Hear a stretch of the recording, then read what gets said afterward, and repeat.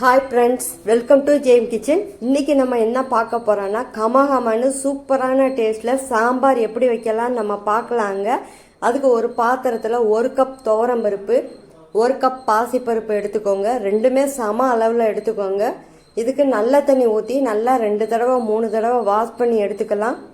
உப்பு தண்ணி ஊற்றக்கூடாது. உப்பு தண்ணி ஊற்றினா பருப்பு வேகாது. அதனால நல்ல தண்ணி ஊற்றி வாஷ் பண்ணி இப்போ தண்ணியை இருத்து எடுத்துக்குவோம். இதுக்கு 2 தக்காளி கட் பண்ணி உள்ளே சேர்த்துக்கலாம். தக்காளியை அருவாமனையில் கட் பண்ணக்கூடாது. அருவாமனையில் கட் பண்ணால் அதோடைய ஏஜென்சி சாரெல்லாம் வேஸ்ட் ஆயிரும். இது மாதிரி ஒரு பிளேட்டில் வச்சு நீங்கள் கட் பண்ணி எடுத்தீங்கன்னா அதோடைய ஏஜென்சி வேஸ்ட் ஆகாமல் அந்த பிளேட்லேயே இருக்கும். இப்போ இதை பருப்பில் சேர்த்து நம்ம வேக வச்சிடலாம். பருப்பு கூட சேர்த்துடலாம். இதுக்கு 6 பல் பூண்டு, 10 பல் சின்ன வெங்காயம், 3 பச்சை மிளகா, சின்ன ஸ்பூனில் 1 ஸ்பூன் வெந்தயம், 1 ஸ்பூன் சீரகம் உள்ளே சேர்த்துக்கோங்க. 1/2 ஸ்பூன் கொஞ்சமாக ஒரு சிட்டிகை மஞ்சள் பொடி உள்ளே சேர்த்து பருப்பு வேகிற அளவுக்கு தண்ணி ஊற்றிக்கோங்க. தேவையான அளவுக்கு 1 ஸ்பூன் மிளகு உள்ளே சேர்த்துக்கலாம். இதுக்கு கொஞ்சமாக எண்ணெய் ஊற்றி வேக விடுவோம். உள்ளே கொஞ்சமாக கடலெண்ணெய் ஊற்றிக்கிறேன். எண்ணெய் ஊற்றி வேக வைக்கிறதுனால பருப்பு பொங்கி வராமல் இருக்கும். இப்போ தேவையான காய்கறியை கட் பண்ணி எடுத்துக்கிறலாம். ஒரு கிண்ணத்தில் கத்திரிக்காய் எப்பயுமே கட் பண்ணுறப்போ ஒரு கிண்ணத்தில் தண்ணி வச்சு நம்ம கட் பண்ணி எடுக்கணும். அப்போ தான் அந்த கத்திரிக்காய் கருப்பாகாமல் நல்லா ஃப்ரெஷ்ஷாக இருக்கும். இப்போ மாங்காய் கட் பண்ணிக்குவோம். முருங்கைக்காயெல்லாம் நல்லா கழுவிட்டு நம்ம கட் பண்ணி எடுத்துக்கலாம். முருங்கைக்காய் நான் ஃபஸ்ட்டே நல்லா வாஷ் பண்ணிட்டேன். அதனால் நீளமாக இது மாதிரி கட் பண்ணி எடுத்துக்கோங்க. இப்போ உருளைக்கிழங்கு கட் பண்ணிக்கோங்க. உருளைக்கிழங்கு கட் பண்ணுறப்ப தோலை நீக்கிட்டு கட் பண்ணி உள்ளே சேர்த்திங்கன்னா நல்லது. தோலில் மண் இருக்கும், அதனால் தோலை நீக்கிக்கோங்க. நான் நல்லா வாஷ் பண்ணிவிட்டு அப்படியே தான் சேர்த்துருக்கேன். இப்போ ஒரு கடாயில் கொஞ்சமாக கடலெண்ணெய் ஊற்றி எண்ணெய் காஞ்சனே 1 ஸ்பூன் கடுகு உளுந்தம் பருப்பு, 1 ஸ்பூன் வெந்தயம் போட்டுக்கோங்க. அது பொரிஞ்சோடனே கட் பண்ணி வச்சுருக்கிற சின்ன வெங்காயம் சேர்த்துக்கலாம். 3 வத்தல், 1 கொத்து கருவேப்பிலை உள்ளே சேர்த்து ஃப்ரை பண்ணிக்கோங்க. இது நல்லா ஃப்ரை ஆனோடனே கட் பண்ணி வச்சுருக்கிற முருங்கைக்காய் உள்ளே சேர்த்து ஃப்ரை பண்ணிக்கோங்க.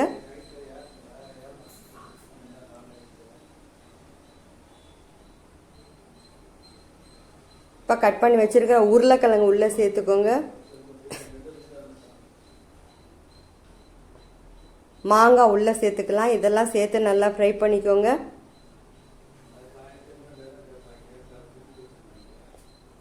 கட் பண்ணி தண்ணியில் போட்டு வச்சுருக்கிற கத்திரிக்காய் எடுத்து ஒரு பிளேட்டில் மாற்றிக்கோங்க. இது தண்ணி இல்லாமல் இதையும் அந்த காய் கூட சேர்த்து ஒன்றா ஃப்ரை பண்ணிக்கிறலாம். இதுக்கு கொஞ்சமாக சால்ட்டு சேர்த்து இதெல்லாம் நல்லா ஃப்ரை பண்ணிக்கோங்க. இப்போ இது எல்லாமே நல்லா ஃப்ரை ஆயிடுச்சு. கத்திரிக்காய், மாங்காய், முருங்கைக்காய் எல்லாமே நல்லா ஃப்ரை ஆயிடுச்சு. இப்போ இதில் நம்ம மசாலாவை சேர்த்துக்கலாம். 1/2 ஸ்பூன் மஞ்சள் பொடி, 1 ஸ்பூன் சில்லி பவுடர், 2 ஸ்பூன் தனியா பொடி, 2 ஸ்பூன் சீரக பொடி உள்ளே சேர்த்துக்கோங்க. சாம்பார் பொடி உங்கள்கிட்ட இருந்தால் சாம்பார் பொடி உள்ளே சேர்த்து இதெல்லாம் எல்லா பக்கம் படுற மாதிரி நல்லா கலந்து விட்டுக்கோங்க.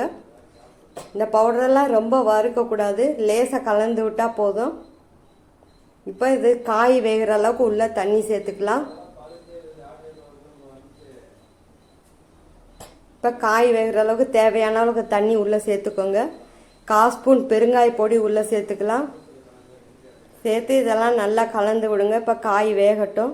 தேவையான அளவுக்கு சால்ட்டு சேர்த்து நல்லா கலந்து விடுங்க. இப்போ காய் வேகட்டும். இப்போ நம்ம வேக வச்சுருக்கிற பருப்பு நல்லா வெந்து குழஞ்சிருக்கு. இப்போ இதை நல்லா ஆற வச்சு மிக்ஸி ஜாரில் சேர்த்துக்கோங்க. சேர்த்து நல்லா கொரகொரப்பாக அரைச்சி எடுத்துக்கோங்க. வலுவலுன்னு அரைக்கக்கூடாது, லேசாக கொரகொரப்பாக அரைச்சி எடுத்துக்கலாம். இப்போ முருங்கைக்காய் நல்லா வெந்து குழஞ்சிருச்சு. இது கூட நம்ம வேக வச்சுருக்கிற பருப்பை உள்ளே சேர்த்துக்கோங்க. பருப்பை உள்ளே சேர்த்துக்கலாம். பருப்பை உள்ளே சேர்த்துட்டு இதெல்லாம் கலந்து விட்டுட்டு சால்ட்டு சரியாக இருக்கான்னு பார்த்துக்கோங்க. சால்ட்டு கரெக்டாக போட்டு ஒரு கொதி வந்தோடனே மேலாக கொத்தமல்லி தூவி எடுத்துக்கோங்க. இப்போ கமகமன்னு சூப்பரான டேஸ்ட்டில் சாம்பார் ரெடி. இதே மாதிரி நீங்கள் ட்ரை பண்ணி பார்த்துட்டு டேஸ்ட் எப்படி இருந்துச்சுன்னு சொல்லுங்கள். தேங்க்யூ.